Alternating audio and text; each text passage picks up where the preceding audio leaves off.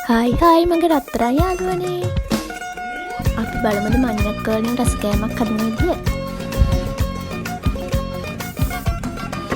මේ ආකාරයට මඤ්ඤොක් කල ටික කැබලි වලට කපා ගන්න ඕනේ.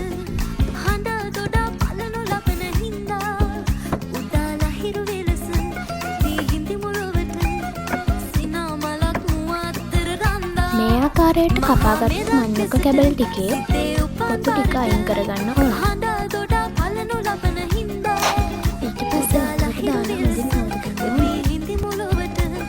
හොඳින් හොදගත්ත කැබලි ටික භාජනයකට දමලා වාෂ්පයෙන් තම්බ ගන්න ඕනේ විනාඩි 10ක් පමණ. අද නම් හරිම ලස්සන දවස. බලන්න ඒ අහසේ තියෙන ලස්සන.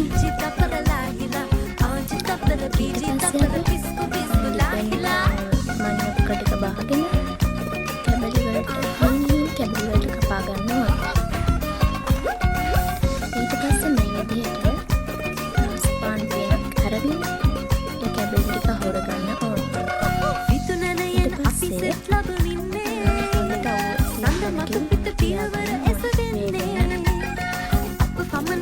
මේ විදිහට හොඳින් වෙලගත් මඤ්ඤොක් කැබලි ටික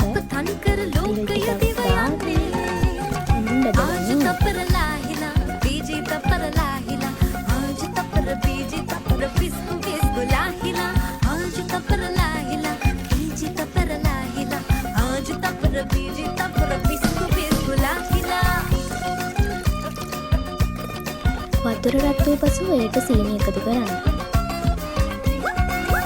පසුව ලුණු ටිකක් එකතු කරන්න.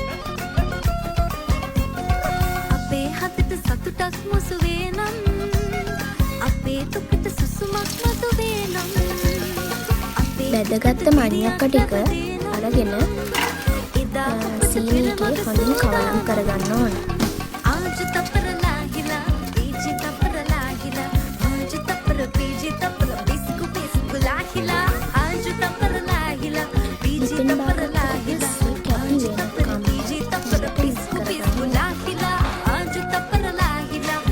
ඔන්න එහෙනම් අපි රස බලමුද? හරිම රසයි. ඔයාලත් හදලා කාලා බලන්න එහෙනම්. අපි කාට කෝප්පයක් වත් කරගෙන රස බලමුද?